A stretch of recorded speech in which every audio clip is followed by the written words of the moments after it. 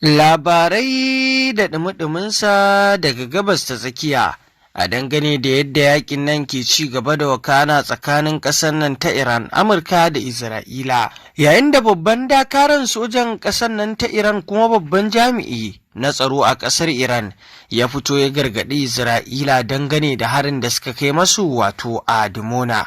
Wannan guri da suke ma'ajiya ce ta makamin nukiliyar ƙasar Isra'ila.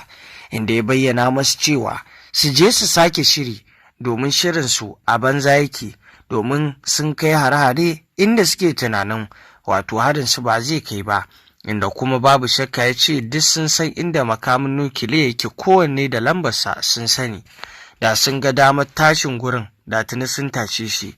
Wannan yaƙi na ci gaba da ɗaukar hankali, musamman ma ganin yadda wasu abubuwan da ake zaton ba za su faru ba ake ganin suna faruwa, wanda babu shakka kai hari da ƙasar nan ta Isra'ila ta yi zuwa Dimona, wato ita kanta Isra'ilan abin ya tsorata ta kuma ya bata mamaki, duk irin tsaro da suka jibge a wannan waje da kuma irin yadda suka tsara wato kariya a wannan guri, amma kuma sai da hari ya kai kan Dimona.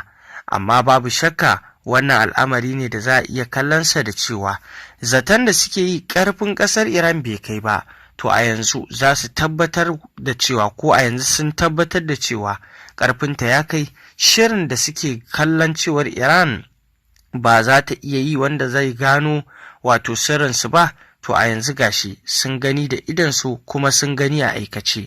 Wannan yana ƙara tabbatarwa da kuma nuna cewa ƙasar jamhuriyar musulunci ta Iran kullum ƙara ƙarfi take, kuma shirin ta ƙara ƙaruwa yake na fuskoki da dama na dukkan al'amuran yaƙi.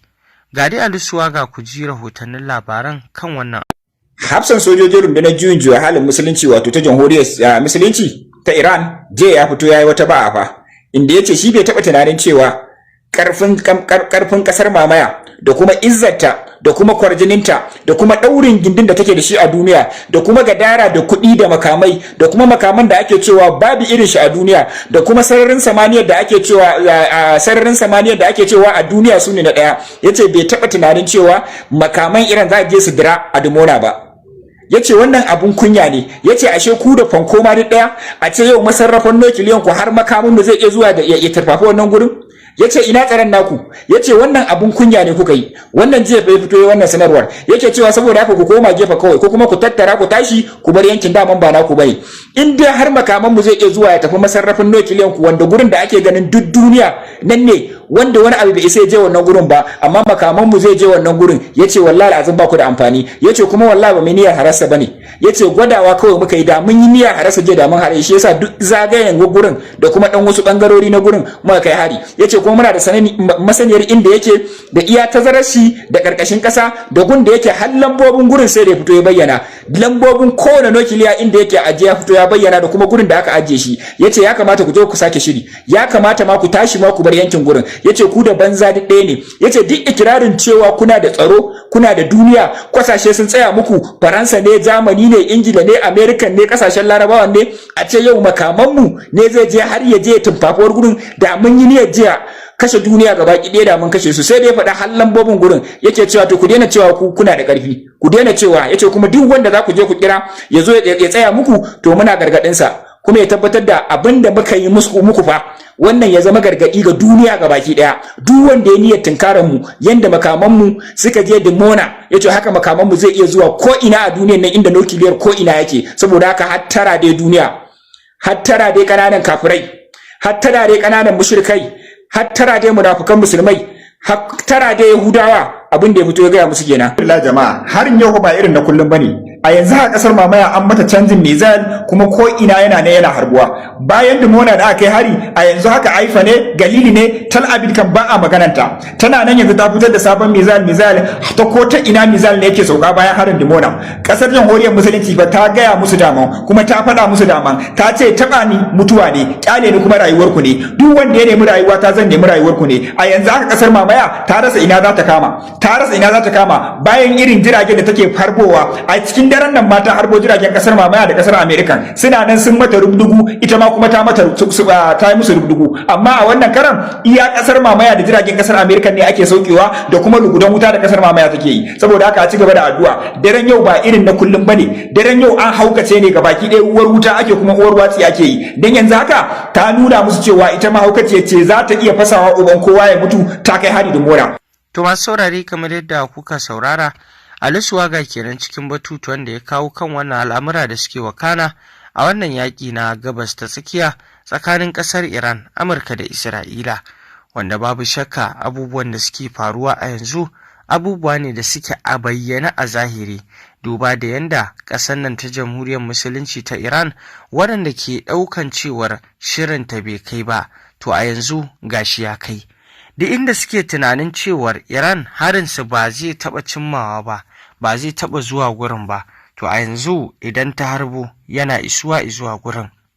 Kamar yadda babban sojan ƙasar ta wato Iran, babban jami'i, ya bayyana cewa sun kai hari da monan inda suke tunanin ba ma za a iya kai harin ba, kuma duk da irin kariya da suka ba wannan waje, amma hakan sai da aka kai hari da monan. A yanzu idan da a ce Iran, kamar yadda babban jami'in ne ya faɗa, da sun ga dama sun kai harin wato kan nukiliyar tasu, to da yanzu ba wannan magana ake ba, inda ya bayyana musu su canza shiri. Duk lissafe-lissafensu da kilomita nawa yake zuwa ƙarƙashin ƙasa na inda suka ajiye wannan wato makami na wato nukiliyar tasu sun sani, don haka duk wani shiri na Isra'ila a yanzu sun rusa shi. Kuma abin da yake ban mamaki shine wato dukkan biranen nan Tel Aviv da kuma wato birnin Haifa da dai sauran gurare da suke tunanin wato sun ba da babban tsaro da kariya a wannan waje, to harin nan na ƙasar Iran ya kai ga gurin. Babu Amurka, babu ita kanta Isra'ilan, babu inda wato harin su bai kai ba. Kaga kenan duk wannan shiri da suke ambatawa da tsare-tsaren su a yanzu, ƙasar Jamhuriyar Musulunci ta Iran ta nuna cewa tabbas gagaruman kayan aiki take da su na fada. A yanzu duk wancan abubuwa da ake hangowa na cewar Iran za a kai ta ƙasa cikin lokaci sun manta da wannan, domin a yanda suka ringa kawo abin cewar ba za su ɗau lokaci ba na ko kwanaki, wuni ɗaya zuwa biyu sun gama da ƙasar Iran, to sai kuma gashi abin ya tafi masu, ya canza masu ta fuskar da ba su yi tunani ba, domin kuwa a yanzu Iran ta gagare su tsawon sati 3, kuma ko a duniya babu wanda ya tunanin cewar Iran za ta gwabza da ƙasar Amurka da Isra'ila kuma ta ɗauki lokaci ba a yi mata illar da za ta gagara yin komai ba. Sai kuma gashi a yanzu suna yakin da zahiri kuma suna yi da social media dudan su ci yakin, amma kuma har yanzu sun gagara yin nasarar da suke da bukata. To masu saurare, me za ku ce kan wannan al'amura da suke wakana cikin wannan yaƙi na gabas ta tsakiya? Muna so mu jira